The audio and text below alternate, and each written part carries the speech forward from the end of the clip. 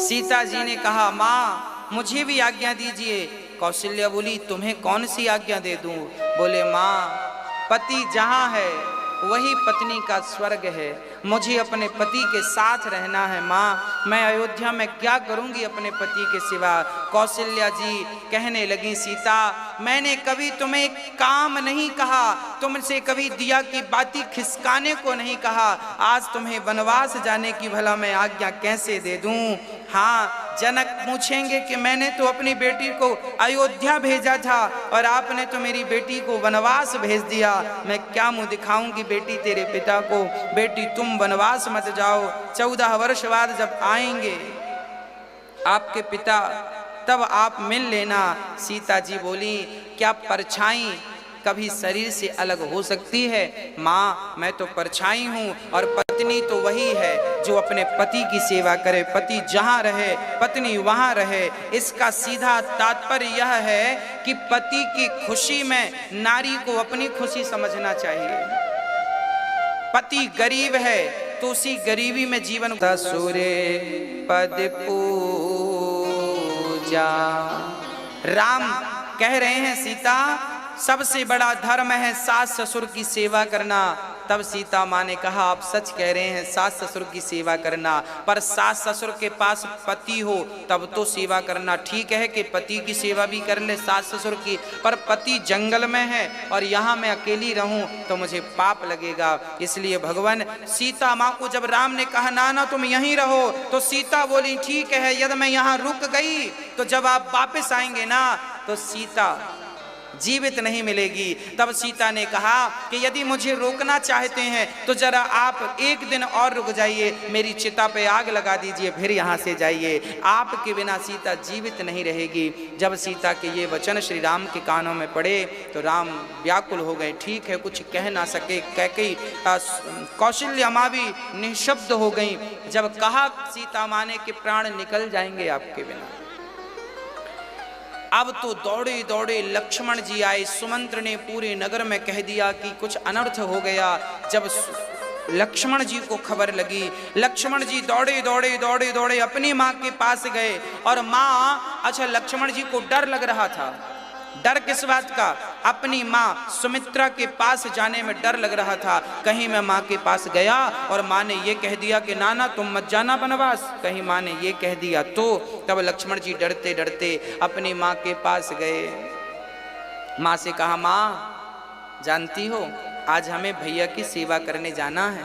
कहाँ? बोले भैया वनवास जा रहे हैं, हमें भी जाना है। जानते हो सुमित्रा माँ ने क्या कहा? सुमित्रा ने कहा लक्ष्मण जब तुम्हारे भाई वनवास जा रहे हैं, जब राम वनवास जा रहे हैं तो तुम यहाँ क्या कर रहे हो? तुम यहाँ क्या कर रहे हो? तब वहां पर सुमित्रा माँ ने कहा तात तुम्हारी मातु वैदेही, हे तात हे लक्ष्मण आज से तुम्हारी माँ माता सीता है और तुम्हारे पिता राम, तुम्हारी माँ सीता तुम्हारे पिता राम, मेरा तुमसे कोई रिश्ता नहीं। लक्ष्मण जी दौड़कर राम के चरणों में लिपट गए माँ से मिलने के बाद, और राम लक्ष्मण सीता तैयार हो गए। राम लक्ष्मण सीता कहा जाता है कि जब तैयार हो गए तब आखिरी बार तीनों पिता को प्रणाम करने गए। दशरथ जी वहीं बैठे थे। राम लक्ष्मण सीता जब प्रणाम करने गए तो कैकेयी ने कहा राम अपने ये कपड़े तो उतार दो। सीता क्या तुम ये पहनकर जाओगी वनवास? कैकेयी ने राम के वो राजसी वस्त्र उतरवा लिए और जानती हो पहनने को क्या दिया? एक भगवा वस्त्र सिंपल। राम ने तो वो वस्त्र पहन लिया, लक्ष्मण ने तो वस्त्र पहन लिया, पर सीता माता से वो वस्त्र पहनने आते नहीं थे क्योंकि सीता ने कभी ऐसे वस्त्र पहने नहीं थे। तो जानते हैं मंथरा ने क्या कहा? सीता अब तो तुम्हें यही पहनने पड़ेंगे, लाओ अपने ये आभूषण। और आभूषण सीता जी की उतारने लग गई मंथरा, उतार उतार के रखती गई। और जब साड़ी पकड़ा दी, भगवा साड़ी पकड़ा दी सीता को, लो पहन लो। सीता से वो साड़ी पहनते नहीं आई। तब जानते हैं सीता को साड़ी किसने पहनाई? मेरे राम ने साड़ी पहनाई है। राम ने सीता से कहा इसे इस तरफ डालो, इसे इस तरफ घुमाओ, इसे ऐसे पहनो। आज राम ने सीता को साड़ी पहनना बताया कि ये वाला वस्त्र ऐसे पहना जाता, क्योंकि वो सदा राजसी वस्त्र पहनती थी, पहनावा अलग था। पहली बार ये सिंपल वस्त्र ऐसे पहने। आज सीता माँ को राम ने, यहाँ पर ये बात सामने आती है कि सदा ही पुरुष को अपनी नारी का सम्मान करना चाहिए। हाँ, कोई चीज ना बने तो ताने ना मारो कि ये नहीं बनता, ना बने तो उसे सिखा दो।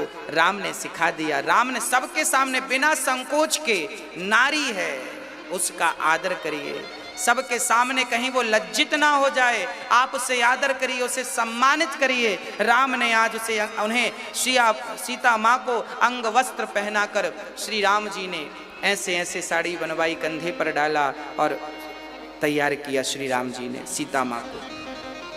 और तीनों प्रणाम करते हैं श्री दशरथ जी के चरणों में, माँ कैकेयी को प्रणाम करते हैं और आज्ञा मांगते हैं, पिताजी हमें आज्ञा दीजिए, हमें आज्ञा दीजिए। और जैसे ही आज्ञा लेकर श्री राम चल पड़े तो यहाँ पर भक्त गाते हैं कि जब राम जी वन को चले,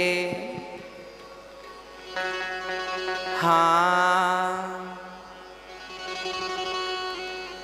भक्त गाते हैं कि प्रणय अपने पिता का करने को,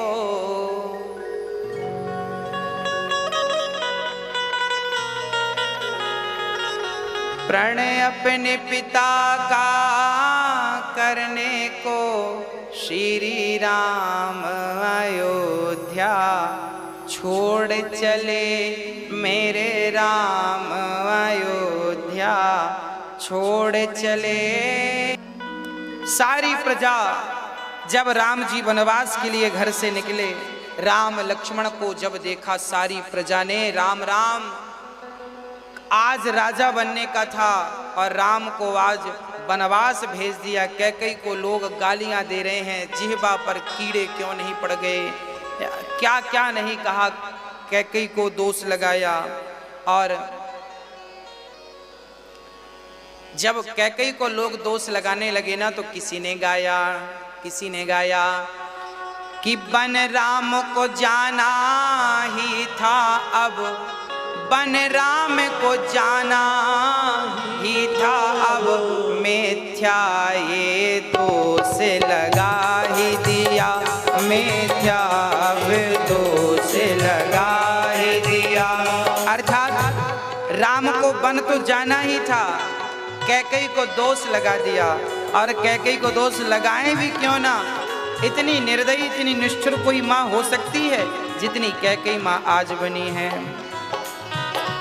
कैकेयी का वचन पूरा करने को, कैकेयी का वचन पूरा से नाता तोड़ चले, महलों से नाता तोड़ चले।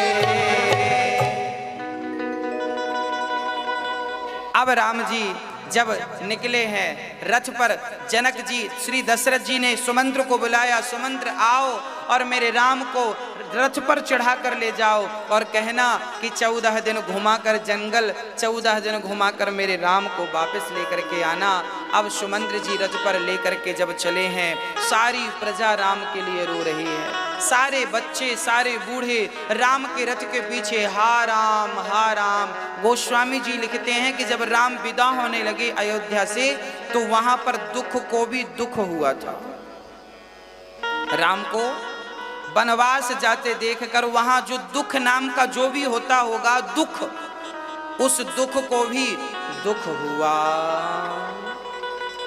राम जी चल पड़े हैं सबसे आज्ञा लेकर के।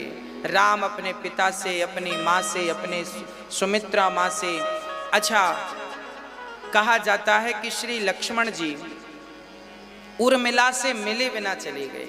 जब उर्मिला को खबर लगी कि मेरे पति जा रहे हैं वनवास, तो उन्होंने थाली सजाई, पुष्प रखा, दीपक जलाया कि पति जा रहे हैं, तिलक लगाकर विदा करूंगी।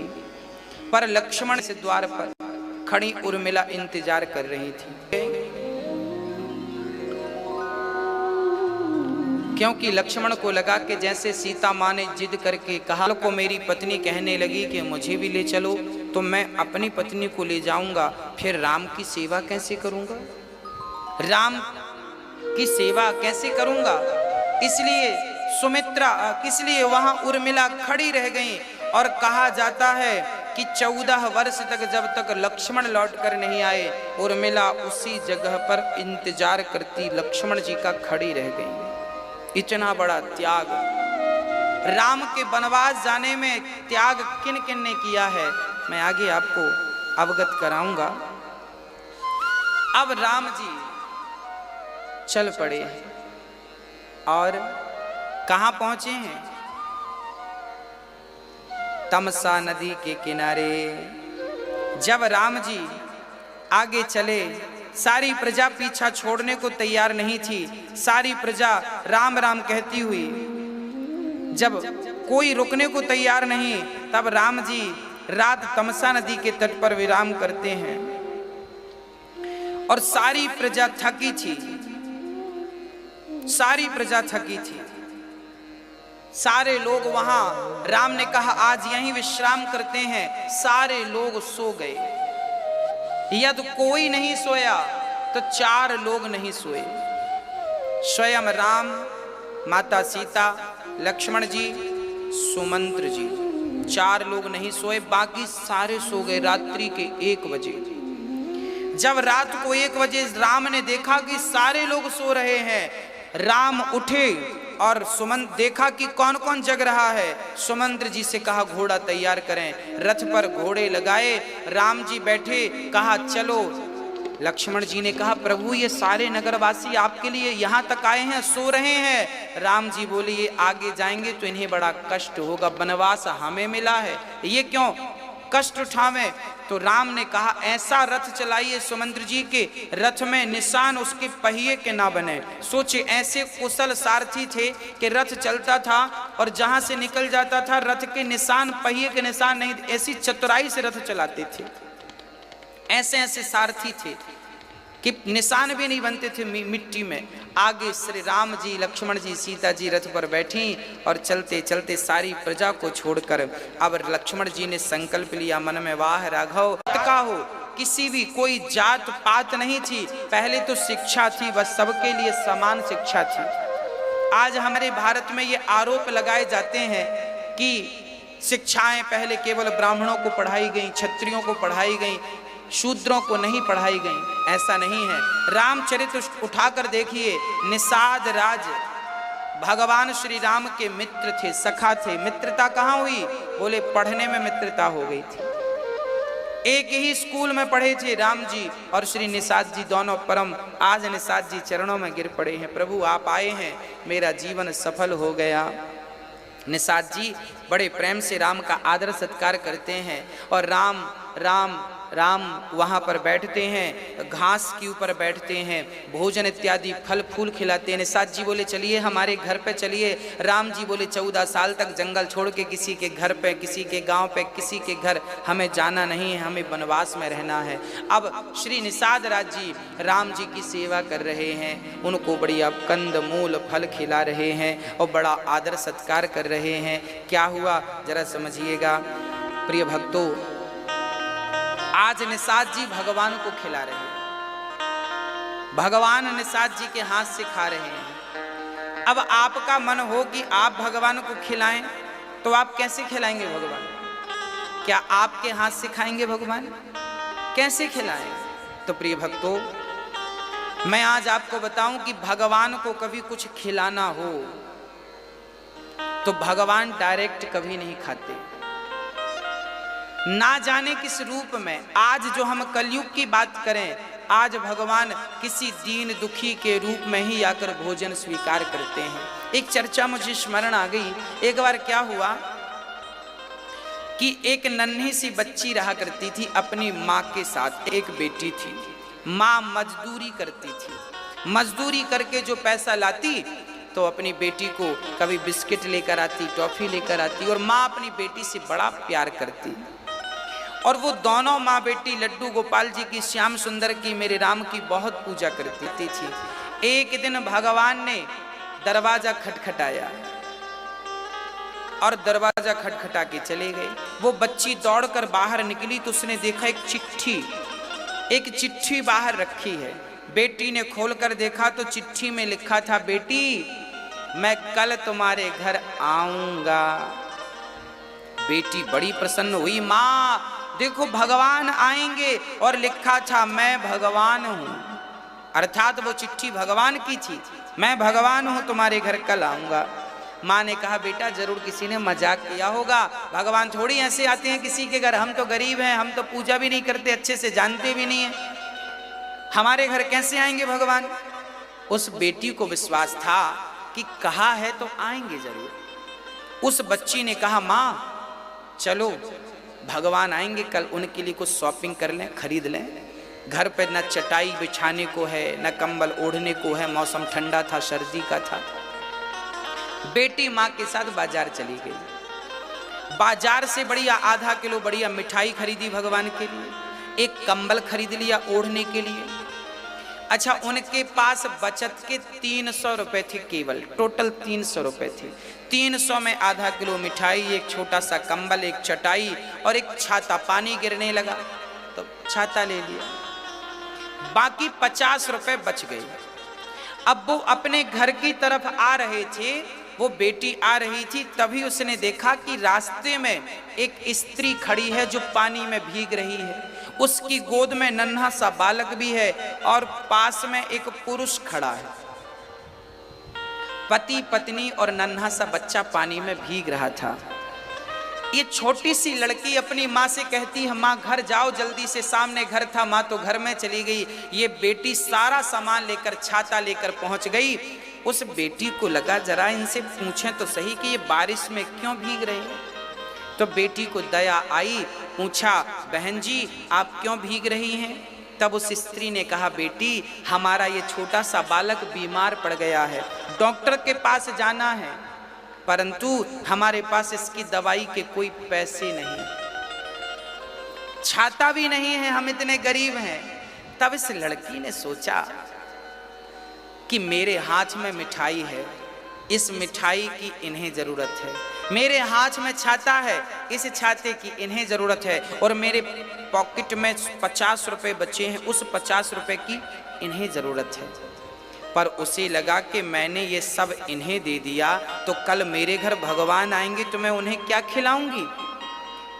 हाँ, तब उस लड़की ने सोचा कि भगवान कल आएंगे तो मैं उन्हें मना लूंगी, पर यदि इसके बच्चे के प्राण निकल गए सर्दी में और दवाई के बिना तो क्या वो भगवान मुझे माफ करेगा? नहीं। तब इस लड़की ने वो कंबल बच्चे को उड़ा दिया, छाता उन्हें दे दिया, मिठाई का डिब्बा भी दे दिया और वो 50 रुपए दे दिए। और जब घर आई तो उसकी माँ ने कहा, बेटा ये कोई चिट्ठी दे करके गया है। वो चिट्ठी जब बेटी ने देखा, माँ दिखाओ, और वो चिट्ठी जब माँ ने दी और बेटी ने पढ़ी तो जानते हैं उस चिट्ठी में क्या लिखा था? उस चिट्ठी में लिखा था, बेटी तुम्हारी मिठाई खा के बहुत आनंद आया और तुम्हारे छाते से भी बहुत सुकून मिला और तुम्हारे कंबल से बहुत शांति मिली, तुम्हारी सारी सेवाएं हम तक पहुंच गईं और तुम्हें भगवान खूब लंबी उम्र देवे, तुम खूब जियो, तुम बहुत धनवान बनोगी।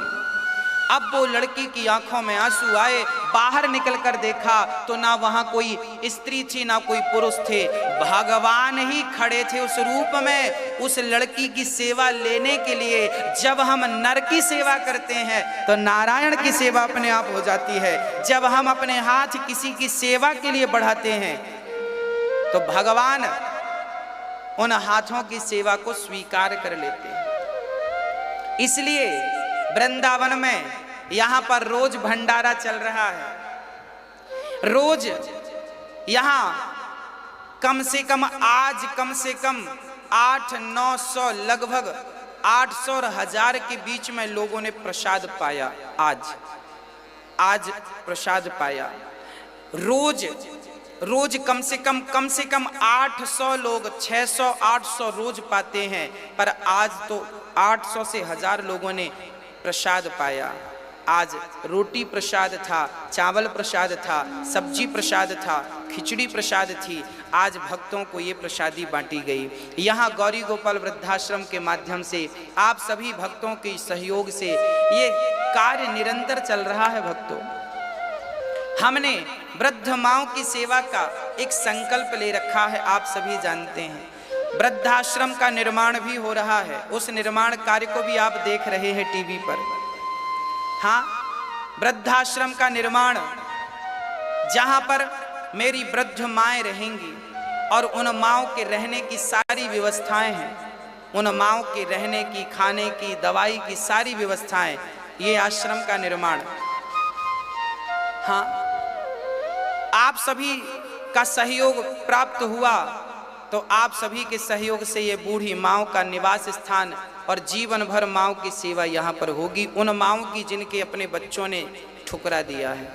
आप सभी अपनी अपनी माँ की सेवा करें, पिता की सेवा करें, और जो माँ की सेवा नहीं कर सकते वो हमसे मिल लें, हम आपकी माँ की सेवा करेंगे। तो प्रिय भक्तों, इन माँओं के लिए आप चाहें तो एक रोटी का दान कर सकते हैं। हाँ, मात्र 21,000 रुपए देकर किसी एक माँ को जीवन भर भोजन दे सकते हैं। और साथ ही जो अन्न क्षेत्र चलता है, यहाँ रोज यहाँ पर 1000 लोगों को, कम से कम 800 से 1000 लोगों को रोज यहाँ भोजन प्राप्त कराया जा रहा है। इनमें बहुत सारे साधु हैं, बहुत सारे गृहस्थ लोग हैं, गरीब परिवार के जो लोग बहुत दयनीय स्थिति में हैं, ऐसों को सहारा मिल रहा है। हाँ, सभी को भोजन की व्यवस्था कराई जा रही है, अन्न क्षेत्र चल रहा है। आप सभी भी इस अन्न क्षेत्र से जुड़ सकते हैं। और मुझे तो भक्तों, जब मैं किसी को पेट भर के खिलाता हूँ ना, तो शांति मिलती है। आपके थोड़े से सहयोग से ना जाने कितनों का पेट भरेगा और कितनों की दुआएं हमें मिलेंगी। प्रिय भक्तों, ये जीवन इसीलिए है, सेवा परहित बस जिनके मन माही, कहते हैं जो दूसरों की सेवा करते हैं। और अन्नदान से बड़ा भला कोई दान हो सकता है? इस अन्नदान से बड़ा कोई दान कैसे हो सकता है? इसलिए आप सभी भी अपना सहयोग इस अन्नदान, इस अन्न क्षेत्र में पहुंचा सकते हैं। और आप भी इस अन्न क्षेत्र से जुड़ सकते हैं, मेरी वृद्ध माओं की सेवा से जुड़ सकते हैं, आश्रम निर्माण में अपना योगदान दे सकते हैं। बोलिए। सो गई। राम को घास के बिछौनों पर सोता देखना निषाद राज बहुत रोए। निषाद राज जी रोने लग गए, मेरे राम इतने सुकुमार हैं। राम, कहा जाता है सीता इतनी कोमल हैं कि जब वो अयोध्या आई ना, तो कौशल्या माँ ने कमल के पंख, कमल के पुष्प की पंखुड़ी और पराग बिछा रखा था सीता के स्वागत में। तभी सीता जब आई तो उनके पांव में एक पंखुड़ी चुभ गई। सीता जी के मुंह से आवाज निकली। कौशल्या बोली, बेटी क्या हुआ? तब सीता ने कहा, माँ कुछ नहीं, पांव में पंखुड़ी चुभ गई। पांव में पंखुड़ी कौन सी? बोले, गुलाब की पंखुड़ी चुभ गई। जिन सीता माँ के पांव में गुलाब की पंखुड़ी भी चुभ जाती थी, आज उन सीता मैया को भी जंगल में आना पड़ा और बिस्तर घास का मिल रहा है। पता नहीं समय कौन सा आ जाए, किसका आ जाए, कब आ जाए। इसलिए हमें कभी समय का दुरुपयोग नहीं करना चाहिए। कहते हैं पुरुष बली नहीं होत है, समय होत बलवान। भीलन गोपी लूट लई, वही अर्जुन वही वाण। समय समय पर होते हैं, समय समय की बात। राम जन्म का दिन बड़ा और कृष्ण जन्म की रात। हाँ, इसलिए कहते हैं कि आप अपने आप को हर समय के अनुकूल बना लीजिएगा। यहाँ पर हम आपको छोटी सी ये शिक्षा जरूर आपको देना चाहेंगे कि आप अपनी बेटी को सारा काम करना सिखा दीजिए। आपकी बेटी कल को पराए घर जाएगी, जरूरी छोड़ी है भाई। माँ बाप तो चाहते हैं कि मैं अच्छे घर पे विवाह करूंगा। तो जनक जी ने भी कौन से बुरे घर में विवाह किया? जनक जी ने सीता का विवाह तो राम से किया। राम तो अच्छे थे और अयोध्या में कमी नहीं थी, पर समय फिर भी बन पड़ा और जंगल जाना पड़ा। तो जीवन में कब दुख के पहाड़ टूट आवे, इसके लिए हमें हर हाल में जीने की आदत डाल लेनी चाहिए। अपनी बेटियों को आप तपाइए, अपने बच्चों को। कई माँ बाप अपने बच्चों को बचपन में बहुत लाड़ करते हैं, बहुत प्यार करते हैं। लाड़ प्यार करना बुरा नहीं है, पर तपाइए। अब तपाइए, बच्चे बड़े हो गए हैं, 10 साल की बेटी हो गई है, 10 साल का बेटा हो गया, अब उम्र हो रही है, जवानी आ रही है, इन्हें तपाइए। कैसे तपेंगे? घर का काम, आपकी बेटी को रोटी बनाना आना चाहिए, 4 लोगों का भी और 100 लोगों का भोजन बनाना भी आना चाहिए। हाँ, फूलों में पली बढ़ी क्यों ना हो, पर मजबूत तो होना चाहिए हर व्यक्ति को। जूता चप्पल पहन के सारे लोग चल लेते हैं, कभी नंगे पांव चलने का अभ्यास किया आपने? मेरा अर्थ तो यह है कि आप हर समय के लिए तैयार रहें। एक छोटी सी मुझे चर्चा याद आ गई है। एक बाज नाम का पक्षी सबसे ताकतवर होता है, उसका नाम होता है बाज। सबसे ऊपर उड़ता है और सबसे दूर तक देखता है, और सबसे बड़ा शिकार वो बाज नाम का जो पक्षी है ना, बड़का बाज होता है, बड़ा बाज, वो तो एक बकरे को भी चोंच में दबाकर और अपने पंजों में दबा के उड़ सकता है, इतना ताकतवर होता है बाज। जानते हैं वो बाज की मादा अपने बच्चों का पालन कैसे करती है? जब बाज की मादा अंडे देती है ना, तो घोंसला वो बबूल के कांटे लाती है। बाज की मादा बबूल के कांटे लाती है, कांटे के ऊपर हल्की सी घास रखती है और वहां अंडा देती है।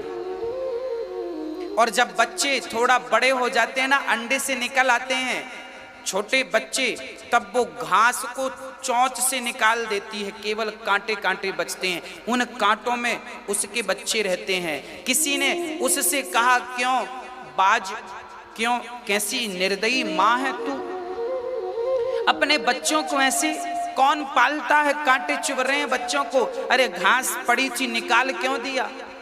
और घास का भी तो तू घोंसला बना सकती थी ना।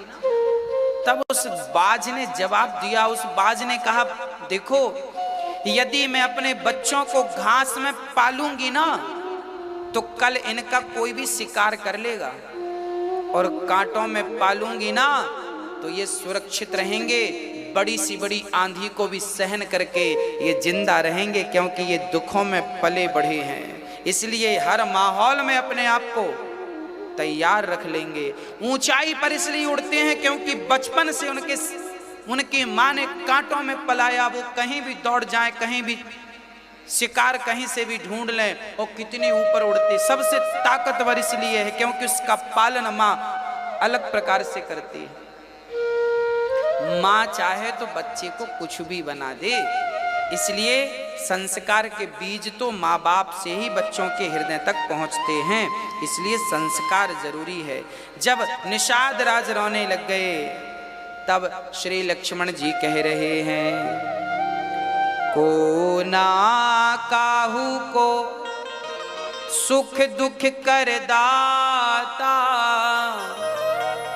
निज कृत कर्म भोग सब भ्राता। राम जी सो रहे हैं, सीता जी सो रही हैं, लक्ष्मण जी जाग रहे हैं, और लक्ष्मण जी निषाद से कह रहे हैं, निषाद रोना मत, को किसी को सुख। लक्ष्मण जी, यहाँ लक्ष्मण के उपदेश को लक्ष्मण गीता कही गई है। लक्ष्मण कितना बढ़िया उपदेश कर रहे हैं, आप जरा समझिएगा। आप लोग भी कई बार परेशान हो जाते हैं, हम तो इतने सुखी थे, इतने दुखी क्यों हो गए, हमारे पास तो ये था, ऐसा नहीं है, ये था, वो नहीं है। लक्ष्मण जी कह रहे हैं, को ना काहू को सुख दुख कर दाता, निज कृत कर्म भोग सब भ्राता। कोई किसी को सुख नहीं देता, कोई किसी को दुख नहीं देता, ये अपने कर्मों का फल हमें भोगना पड़ता। तो क्या राम के कर्म ऐसे थे? लक्ष्मण जी का ये उद्देश्य है? बोले ना, राम को ये लीला करनी ही थी, इसलिए किसी को दोष मत लगाइए। हर प्राणी अपने ही कर्मों के कारण सुख और दुख पाता है। जब आपके जीवन में बहुत सुख आए तो समझ लेना आपने कोई पुण्य किया होगा जिसका परिणाम आज आपको मिल रहा है, और जीवन में जब दुख आए तो समझ लेना जीवन में कोई पाप हुआ होगा जिसका प्रतिफल आज हमें मिल रहा है। हम किसी को दोषी ना ठहराएं कि उसके कारण मिला या उसके कारण मिला, कोहू ना काहू को सुख दुख कर दाता। एक माँ, एक स्त्री थी, अपने गुरु के पास जाती थी, उसका पति उसे मारता था। वो गुरु के पास दौड़ी दौड़ी गई, गुरुजी आज पति ने मारा है। गुरुजी ने कहा खाना दिया? दिया। गुरुजी बोले वापस जाओ। दूसरे दिन फिर दौड़ी दौड़ी, गुरुजी आज पति ने बहुत मारा। गुरुजी ने कहा खाना दिया? दिया, जाओ। तीसरे दिन फिर आई, गुरुजी बहुत मारा। गुरुजी ने कहा खाना दिया? उसने कहा दिया है महाराज, खाना रोज देता है, पर ये बताओ कि मारा क्यों उसने? तब गुरुदेव ने कहा बेटी, ये जो तुम्हारे गुरु थे ना, ये जो तुम्हारा पति है ना, गुरुजी ने कहा ये जो तुम्हारा पति है ये तुमसे बदला ले रहा है।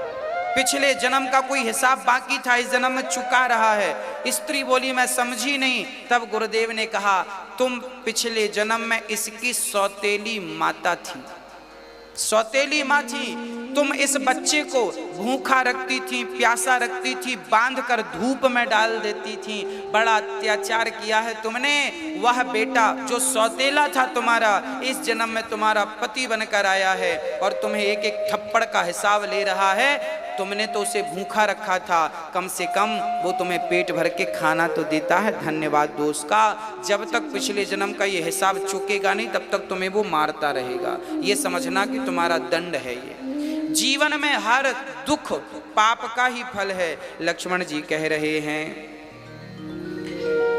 जन्म मरण जहां लगी जग जालू, संपत्ति विपत्ति करम अरु कालू, धरनि धाम धनपुर परिवारु, सरगु नरक जहां लगी व्यवहारू। ये संसार में तुम जो देख रहे हो, स्वर्ग है, नरक है, सुख है, दुख है, पति है, पत्नी है, परिवार है, ये सब पिछले जन्म का हिसाब किताब लोग यहाँ चुकाने आते हैं। और जिसका जब चुक जाते हैं, जैसे सपने में हम कई बार राजा बन जाते हैं, सपने में भिखारी बन जाते हैं, तो सपने का बना राजा और सपने का बना भिखारी सत्य थोड़ी है। ऐसे ही ये संसार में आज हम बड़े हैं या हम छोटे हैं, आज हम अमीर हैं या हम गरीब हैं, ना तो हमारी अमीरी ही सत्य है, ना तो हमारी गरीबी ही सत्य है। ना अमीरी किसी के साथ जानी है, ना गरीबी किसी के साथ जानी है। अच्छा बुरा इंसान का किया हुआ कर्म, अच्छा पुण्य, अच्छा पाप उसके संग जाता है। इसलिए कोशिश कर लीजिए जब तक जिंदा हैं, किसी का दिल ना दुखाइए, किसी को सताइए मत, बाकी फिर आगे जो होगा सब देख लेंगे। आप अपने मति गति के अनुसार किसी का बुरा मत कीजिएगा। तब लक्ष्मण जी ने कहा धर्म न दूसर सत्य समाना, आगम निगम पुराण बखाना। लक्ष्मण जी ने कहा निषाद राज जी, होता क्या है, राम जी अपने पिता की माता की आज्ञा का पालन करने आए हैं, और पिता की आज्ञा का, माता की आज्ञा का पालन करना पुत्र का परम कर्तव्य है। और जब आप धर्म के मार्ग पर चलेंगे तो थोड़ा सा कष्ट तो उठाना पड़ेगा। हाँ, थोड़ा सा कष्ट उठाना पड़ेगा, पर उस कष्ट के बाद जो सुख है, जो सुकून है, अरे राम वनवास ना जाते तो राम को मर्यादा पुरुषोत्तम कहकर कौन बुलाता। राम तो तपने के लिए आए हैं वनवास, और तप करके जाएंगे वनवास से आगे। सुबह हुई, राम सीता उठे हैं, स्नान ध्यान किया है और आगे की यात्रा चालू करते हैं। आगे कहाँ जाना है? आगे नदी पार करना है। केवट वहां पर था। अब राम जी सुमंत्र जी से कह रहे हैं, सुमंत्र जी आप एक काम करिए कि आप जाइए, आप रथ ले जाइए वापस जा। अब जैसी सुमंत्र जी रथ वापस ले जाने लगे ना, तो रथ में जो घोड़े लगे थे उन घोड़ों की हालत गोस्वामी जी लिख रहे हैं। जासु वियोग विकल पशु ऐसे, प्रजा मातु पितु जी कैसे। बरवस राम सुमंत्र पठाए, सुर सरि तीर आप तब आए। राम जी ने अब सुमंत्र जी से हाथ जोड़कर कहा, आप जाइए और पिता को समझाइए कि वो रोए ना, मैं वापस आऊंगा। सुमंत्र जी वापस जा रहे हैं पर घोड़े तैयार नहीं हैं। अरे राम के वियोग में घोड़ों की ये हालत थी कि घोड़े मुड़ने को तैयार नहीं, घोड़ों की आंखों से झरझर आंसू निकल रहे थे। जिनके वियोग में घोड़ों की ये हालत थी, उनके वियोग में उनके माता पिता की क्या हालत रही होगी, ना मैं अपनी वाणी से सुना सकता हूँ। आप महसूस करिए, एक भाव बनाइए कि कितना अपार दुख रहा होगा, हाँ कितना कष्ट रहा होगा माँ को, पिता को। जब राम वनवास आए, वो घोड़े जो रथ पर जुते थे वो मुड़ने को तैयार नहीं है। राम के लिए बस राम की तरफ निहार रहे, देख रहे हैं और बार बार हिन हिना कर राम जी को देखते हैं, जबरदस्ती मोड़ रहे हैं उन्हें। तब गंगा के किनारे आए और राम जी ने केवट को आवाज लगाई, मांगी नाव ना केवट आना, कहीं तुम्हारे मरम में जाना। मांगी नाव, क्या कहा राम जी ने, भैया केवट, ओ केवट यहाँ आओ। केवट को राम ने बुलाए, नाव लाओ, मांगी नाव। केवट बोला ना, मैं नहीं आऊंगा। केवट अपनी कुटिया से बात कर रहा, राम जी आवाज लगा रहे, केवट आओ, नाव लाओ। ऊपर से केवट कह रहा दूर से, ना मैं नहीं आने वाला। क्यों नहीं आओगे? मैं आपके मर्म को जान रहा हूं। कौन सा मर्म जान रहा है? राम जी ने पूछा, यहां तो आया केवट। क्या है सरकार, कौन सा मर्म जानते हो तुम? केवट ने कहा, छुअत सिला भई नारी सुहाई, पाहन तेना काठ कठिनाई। आपके चरणों की रज गिरी थी और जैसे चरणों को छूता तो शेषनाग भगवान फुसकारते, जोर से फुसकारते तो वो कछुआ भाग जाता, फिर आता पानी के भीतर भीतर, फिर मुंह उठाता और नारायण जी के चरणों को छूता, टच करता, स्पर्श करता। फिर शेषनाग भगवान ने फुसकारा, फिर भागा, फिर आया। अब की बार तो इतना जोर का फुसकारा कि डर के मारे उसके प्राण ही निकल गए। पर मरने के पहले उस कछुए ने भगवान नारायण की तरफ देखकर कहा, प्रभु क्या आपके चरण स्पर्श करने का अवसर नहीं मिलेगा? तब भगवान ने कहा, अगले जन्म में तुम केवट बन के आना और जी भर के मेरे चरणों को धोना। इस जन्म की अभिलाषा तुम्हारे अगले जन्म में पूरी होगी। वही कछुआ इस जन्म में केवट बना है और केवट आज कहता है कि प्रभु जब तक आपके चरण नहीं धोता तब तक मैं आपको पार नहीं लगाऊंगा, क्योंकि यही प्रतिपालूं सब परिवारों, नहीं जानाऊं कछु और कवा। केवट कहता मैं कोई काम धाम जानता नहीं हूं और मेरी नाव एक ही है और नारी बन गई तो फिर पैसे नहीं है कि मैं दूसरी नाव ले आऊं। इसलिए प्रभु आपसे प्रार्थना है कि आपके पद बखारन चाहूं, जो प्रभु पार अवश्य गा चाहूं, मोहि पद पदुम पखारन कहूं। पद कमल धोई चढ़ाई नाथ ना कछु उतराई चाहो।